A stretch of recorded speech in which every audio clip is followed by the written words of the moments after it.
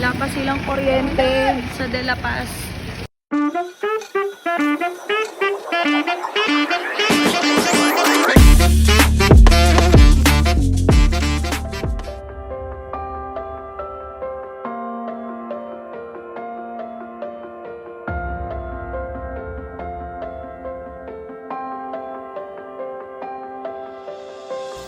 Isa sa pinaka-nagustuhan ko sa mga church members namin kapag nagtawag ako ng support at volunteers, lalo na kapag may mga outreach program kami, ay ang bilis ng manpower. Sobrang lahat ng mga available, hindi lang yung mga may pera, kundi may mga available na time ay kayang tumulong. Sa araw na to, magpapakain tayo ng mga binaha at mga binagyo sa Binyan de la Paz.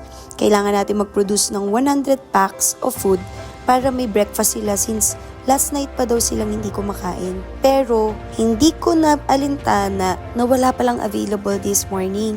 So kinailangan kong magluto ng 100 itlog at 100 hotdog.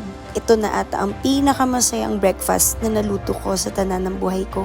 Sabi ko nga kay Lord habang nagluluto ako, Lord, salamat sa opportunity na to. Kasi alam ko time will come, hindi ko nakakayanin na magluto para sa ganitong maraming tao. So, sinulit ko. Gusto ko magpasalamat sa lahat ng mga laging nasa kitchen namin. Hindi pala madaling magluto at hindi rin madali na magprito ng 100 itlog at 100 hotdog. Pero na-realize ko, kapag gusto mong ginagawa mo at mahal mo ang mga pinagsisilbihan mo, you'll do it passionately pa rin. So, ayun na nga, yung breakfast naging lunch. At buti na lang dumating na ang mga manpower natin.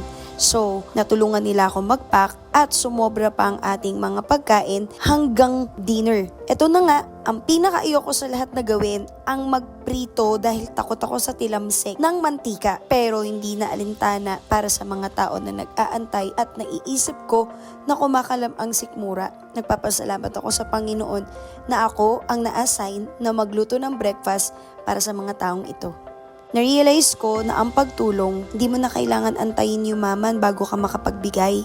Kung anong meron ka at kung anong kaya mo, pwede mong itulong. In our case, this time, nagtatawag kami ng mga magpe-pledge financially at kami namang mga available na volunteers ang nagbibigay ng time, ng effort para lahat ng mga nagdo-donate financially ay maiabot ang tulong sa mga tao na nangangailangan. Basta tulong-tulong at sama-sama mas maraming maaabot. By the way, sa araw na to nakapag-pledge tayo ng marami din mga damit at iba-iba pa mga grocery package. Napakasarap nga naman isipin na nagbabayanihan ng mga tao hanggang ngayon. Salamat po sa lahat ng mga nagbibigay at sa mga walang sawang sumusuporta. Wala po sa panahon na wala akong relihiyan na dapat mabida dito kundi ang Diyos lang. Amen po.